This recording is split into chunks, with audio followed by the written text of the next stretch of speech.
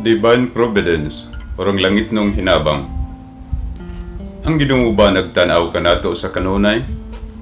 Oo, gitanaw kita niya diha sa iyang mahigugmahong pag-amuma. Kung haon sa Ginoo bisan sa makadyot ang iyang pag-amuma kanato, mga matay kitang tanan. Walay nahitabo or mahitabo sa kalibutan kung walay pagtugot o dili kabubuton sa Ginoo. Unsa bay tawag ni anang pag-amuma sa Ginoo sa tao? Gitawag kini og ang langit nung hinabang o tinubdan, Divine Providence. Ang langit nung hinabang maayo, madagayaon ug husto. Magatan-aw siya sa tanan. Apan pangutana, kung ang Divine Providence o langit nung hinabang maayo, nang aduna may kalisod, sakit, pag-antos o kalibutanong kadaot. Ang kalibutanong kadaot o sa katipik sa silot sa sala o actual sin. Makahimo kini makapabalaan sa mga maayo o makatabang kanila sa kaluwasang dayon. Ang Ginoo magpadala og pag-antos sa mga buutan sa pagsulay o pagpruiba sa ilang gugma. Parehas kang ho, usa ka dato kayo si ho, apan gisulayan gihapon siya. Ang Ginoo dili maghatag og pag-antos labaw sa atong makaya.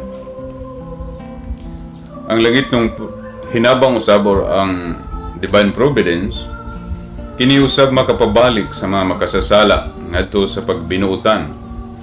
Kini naghimong pahimangno alang kanila. Ikaduhang pangutana, kung ang Divine Providence husto, ngano ang buuton man kasagaran, ang mag-antos ug ang mga lampingasan naglipay diha sa kamauswagon, sa kabuhong ug sa dungog. Tungod kay ang kawalay palad ug ang kabuhong sa kalibutan, dili mao ang tinuod ug malahutayon. Ug dili pwede nga himuon nga sukdanan sa hustisya sa Ginoo. Walay makasasala nga dunay tinuod nga kalipay. Ang iyang konsensya dili maghatag kaniyag malungtarong kalinaw. Ang kadato, dungog, ug hudyaka ug ang kabuhong dili makahatag og kalinaw nga espirituhanon. Ang tinuod nga ganti og silot magasugod human sa kamatayon. Hinumdumi nga ang sala mao'y resulta sa sayop nga paggamit sa gawas ng kabubuton o sa free will.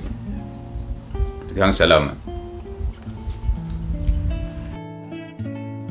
Ave Maria,